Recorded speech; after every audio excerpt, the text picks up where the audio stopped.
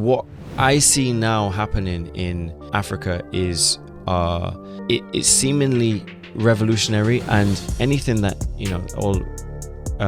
all revolution is change. Anything that is change is revolution. But the problem a lot of the time with these revolutions is they become pseudo-revolutions once the people who overthrow the government then become the government, because they don't know how to run a country, right? So people who are soldiers shouldn't usually go and take out the colonial rulership, right? But then you are not going to be able to be the leader of that country because you haven't studied economics, you haven't studied a bunch of things that allows you to be able to run a country. So what is going on is... Welcome to Wake Up Black.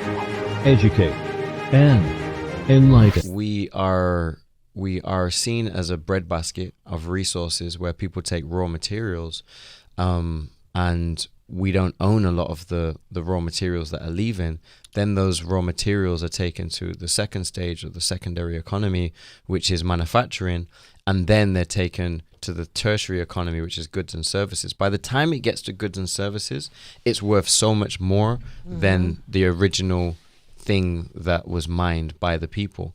And this is things that need to stop, or things that need to change. Personally, the reason why I even started this organization was so that I could create group economics, so that I could get the diaspora. Because if you look at like China, for instance, right? Yeah. China's developed very, very rapidly, and you can see where China is on the global stage.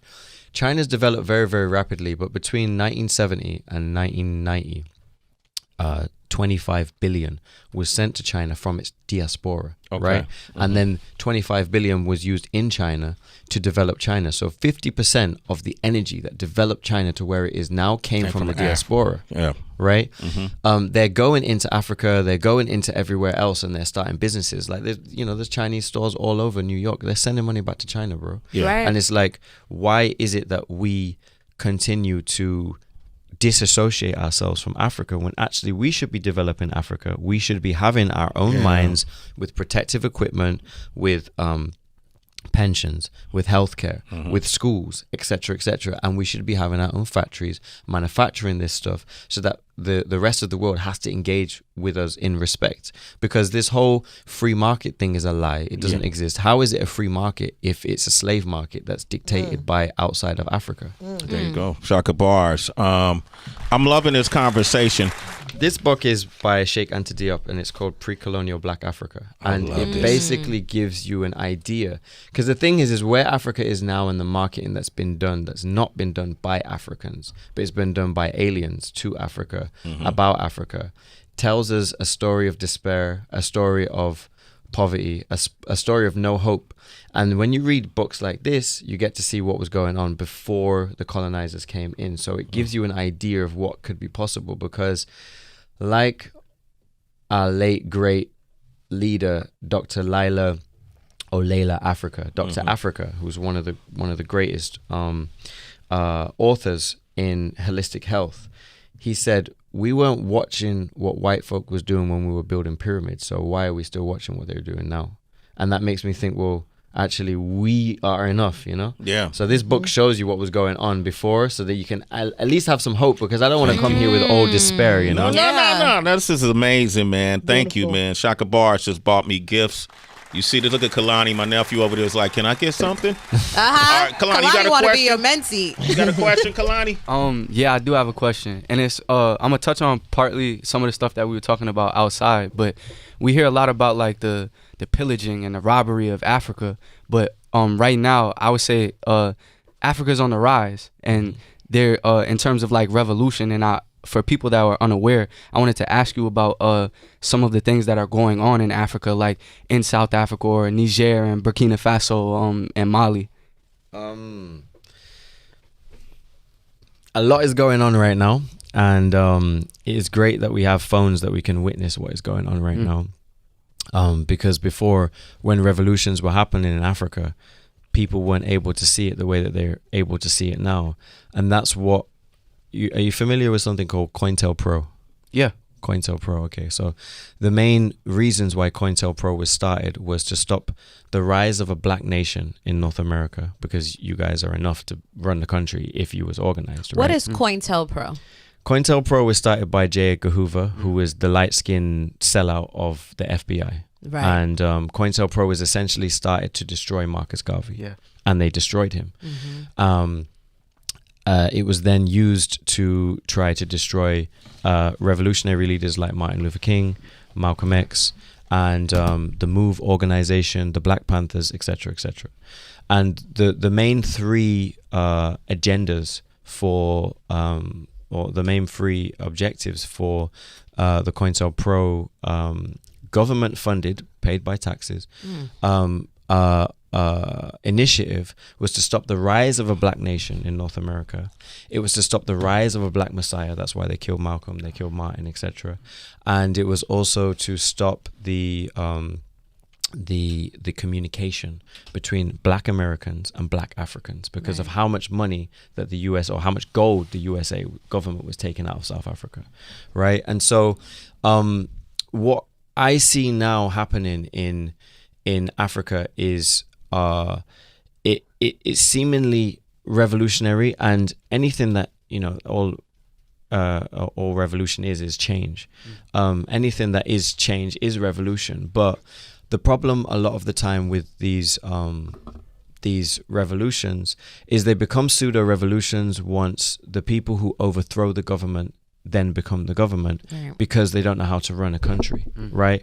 So people who are soldiers shouldn't usually, go and take out the colonial rulership, right? But then you are not going to be able to be the leader of that country because you haven't studied economics, you haven't studied a bunch of things that allows you to be able to run a country. So what is going on is the rise, I think, of a collective consciousness where it's like, no, we've had enough now, and we've seen enough, so that we know we can do for ourselves. But also it needs, at the time that these happen, and there's great leaders in Africa who are well versed in and specialized in economics, in technologies, in agriculture, etc. They're the people that these people who are overthrowing these colonial governments need to then hand the mantle to and say, yo, we did our work with the army. If you need us, we're here. You run the country. But what's happening in Niger, as far as I'm aware, is they're trying to get rid of French colonial rulership. At the same time as they're trying to get rid of French colonial rulership in Niger, this same France that said to Russia that they were bad for invading Ukraine is the same France who's ready to re-invade and try and take over Niger for the uranium. And it's just like the hypocrisy is crazy. 2023. In 2023, they're literally saying we are ready to re-invade Niger because we want uranium. I think that the world is watching what is happening, and I would hope that there is some leadership to create a united state of Africa, right? If there's a united state of America, right? And we know that America doesn't have anywhere near as many resources as Africa. There's 1.2 billion people in Africa, and there needs to be United States of Africa. And that is what all of our leaders who have come before us have said. They need a United States of Africa. And anybody who is not talking about that, they're useless. Forget them, because they're not talking about global power for black people. Yeah. Chakabars, man. Chakabars. You dropped that, that artwork. Yeah, a lot of the biggest brands in the world pretty much stole their designs from Africa. And still do it. It's never stopped. The thing is like, the interesting thing about what people think about slavery and colonialism, they think it's like some old thing. Right. Neo-colonialism is happening right now in Africa, and is the reason why Africans are not able to be the wealthiest people in the world. And as soon as we start to organize our resources, well, I hope you're going to come to the Black Star Lion festival in Jamaica in January. I'm a part of it now. So all right. Good. I hope so too. I will be organizing the Pan-African stuff. Okay. Like I did the conference in Ghana. I'll be organizing that stuff. And we just need to start moving together. All of these entertainers, all of these basketball players, all of these business people who are all trying to carve out their piece of the American corona.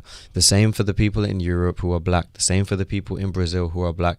We need to start working together, like Malcolm X was trying to establish the Organization of Afro-American Unity. There needs to be that, because if you're the government of Nigeria or you're the government of Niger, right, who do you hit up when you say, hey, I want to speak to black Americans? Do you hit up? Which group do you hit up?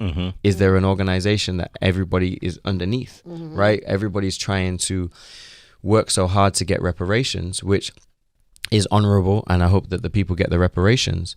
But while all of that is going on, we can just like own and run mines in Africa, building with indigenous people and making sure that they are getting money and we are getting money. One of the quotes that I draw the most inspiration from is by an author called Frantz Fanon. And Frantz Fanon was a psychologist and an author who wrote a book called The Wretched of the Earth.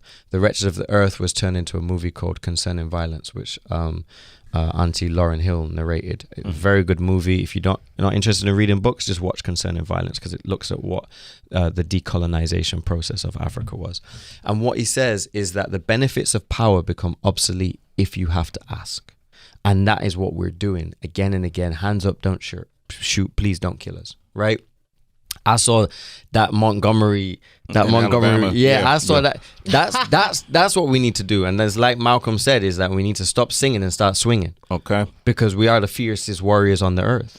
And I think we need to stop asking, and we just need to start taking. Chakabars, man, I want to thank you for coming today. I appreciate you, brother. I didn't know this turned into something really divine, and I hope folks really enjoyed this conversation.